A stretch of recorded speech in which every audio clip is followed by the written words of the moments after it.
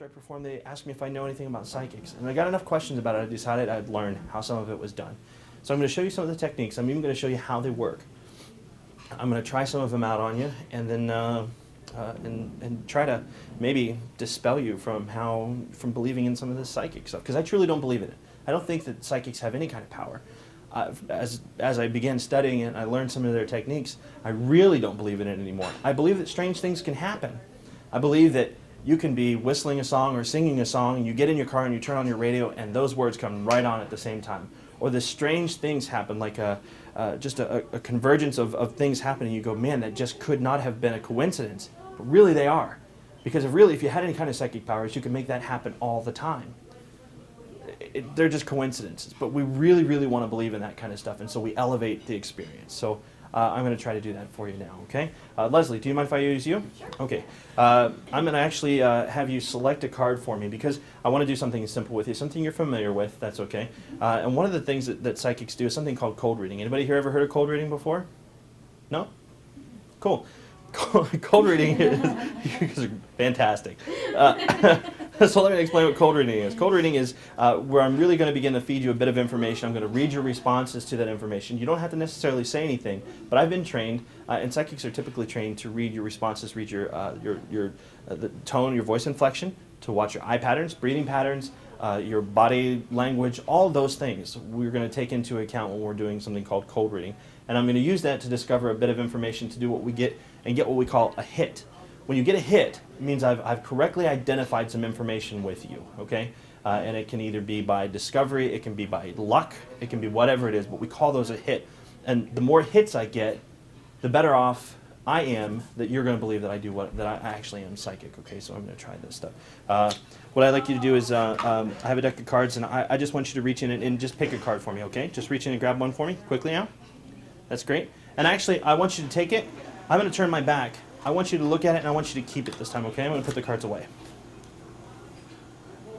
Everybody had a chance to see the card? You good? Pull my finger when I can turn around? Don't do that. I'm just kidding. I'm just kidding. Don't do that. Don't do that. Okay. No. Bad magician. Bad magician. You got your card? Please place it someplace that I really couldn't see it. I don't want to be able to see it, okay? I really want to try this technique with you because I really think you're going to enjoy this. Now, are you any good at keeping like a poker face or anything like that? You are good at that, okay? Because I'm really going to try to break you here, okay? As a matter of fact, I'm going to relieve you of your duties of remembering the name of the card. I want you just to do your best to maybe focus on something else. Like, Renee, do you mind helping me for this? Sure. I need you to think of something that means something to you, like a pet or an experience or a place you like to go, something, anything like that at all. Think of a word for me. Give me one word. The beach. The beach. What is it about the beach that you like? And maybe what beach in particular? Myrtle. Myrtle Beach, really? When was the first time you went? When I was in 6th grade. 6th grade. How old were you? 10. Is it 10? You're about 10 years old? Who'd you go down with? My mom and aunts, sisters. It's a family vacation we take every year. Really? And you still continue that tradition still today? continue. So that's something that's really, really means something to you then. Okay, that's really great. Your first experience or any experience thereafter, was there a place that you really like to go that you guys go every single time you go? Not maybe the hotel, maybe a restaurant, maybe an experience that you like to do. Wind sailing, anything like that. Studebaker's. Studebaker's. What is Yeah. Studebaker's? It's like a little dance club. It's it's like a 50, 60 things that I can enjoy with like my mom and my aunts. Right, so they like do the flat, they're all flappers. Yeah. And, okay, all right, cool, okay. So then we'll use her word, we'll use her experience. Okay, so I'm gonna take some notes here as we go through the reading too. And I want you just to think of the word Studebaker's over and over and over again. I don't want you to think of the name of your card, okay? But everybody did get a chance to see her card, right? Okay, so you know what that is. All right. Let me see. Is your card a black card? You can answer it. It's okay. Is your card a black card? Thank you. Really, thank you. So that means your card is a red card?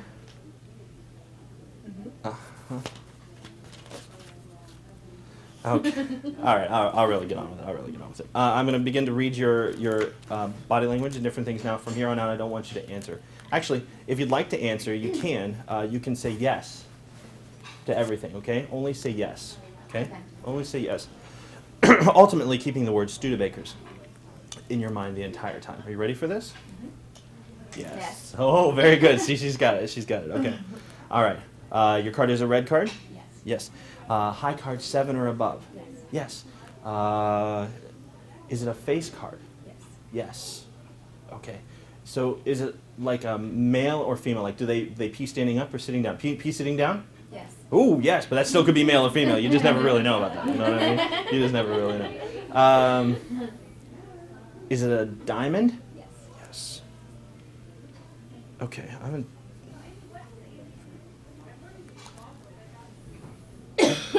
Is it a jack? Okay. Well, let's go back over this again, if I can review. It's a red card, it's a diamond, and it's a jack. Okay, I'm going to make my prediction right now, okay, based on your answers. Let's see. All right. I'm going to commit to it. I'm going to give you the piece of paper. I'm going to let you hold on to it. Put your finger right there for me, please. And I'm going to say that your card is indeed the Jack of Diamonds.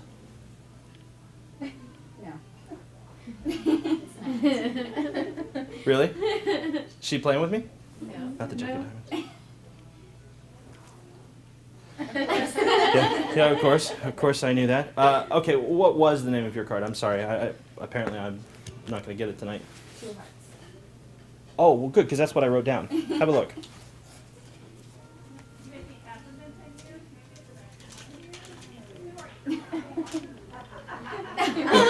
Yeah! Mr. Magic nails it again. Mr. Magic nails. Thank you very much for participating in that little experiment. I really, really do appreciate it. So you can see that's what cold reading is. You lied to me a couple times, and a couple times you told me the truth. Okay, those are little marks there. I just keep that for myself to kind of tally so that I have a general idea of which direction to go with the card. I kind of had a feeling, because right off the bat, I said it was a red card. You played along, that yes. No change in your demeanor at all. You didn't have to try to lie, in other words, when you said yes. Those were solid. Okay? And then when I said it was a high card 7 or above, immediately, that was like the second or third question I asked. Immediately, tension. You tensed here in your face and your cheeks a little bit. Your yeses were a little strained because you were forcing yourself to lie. I don't know if your significant other needs to be here to know these things or not. But there was definitely a change. Also, people's eye patterns, when they're making up answers, they have a tendency to look one way or the other. Okay, I'm just kind of standing at an angle, so I can't really tell if you were looking one way or the other, but I tried on that. Turns out I was right. Now, those are psychic techniques. There's all kinds of studies out there and things you can learn, and psychics use everything against you that they possibly can to make you believe. One of the strongest things that can happen is that you can get a hit. That's what makes you really believe, and I explained this in the beginning. I said you can get a hit. I've got 1 hit so far, right? You almost want to believe that I can do what I'm purporting to be able to do. You might think I'm psychic. But maybe I could show you something else. Maybe I could show you an envelope that I signed and sealed earlier today. I put inside of it a card, a playing card. You're never ever going to believe this. But inside is a card that I predicted. I had a feeling. I said, you know what? I'm going to do this for tonight, and only tonight, and see what happens. I put a card inside, and it is the 2 of Hearts. Now, you could have had any card you wanted to out of the entire deck, but that's the card you chose. Now, that's 2 hits. He might be psychic. Before I put the card, actually, I put the card in the envelope, I licked it, and I started to seal it, and I said, you know what, I need to stop. I felt compelled to write a word on the back of the card. It just came to me. It was like one of those flash moments. Renee, I wrote a word on the back of this card. I put it in the envelope, and I sealed it, and I said, done, we're done. Because really, if you think about it, there's 52 cards in a deck.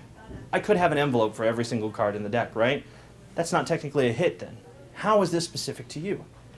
The 2 of you come together, and I wrote a word that would match specifically for you. Can you read what's written on the back of that card? Studebakers. Oh my god! Studebakers.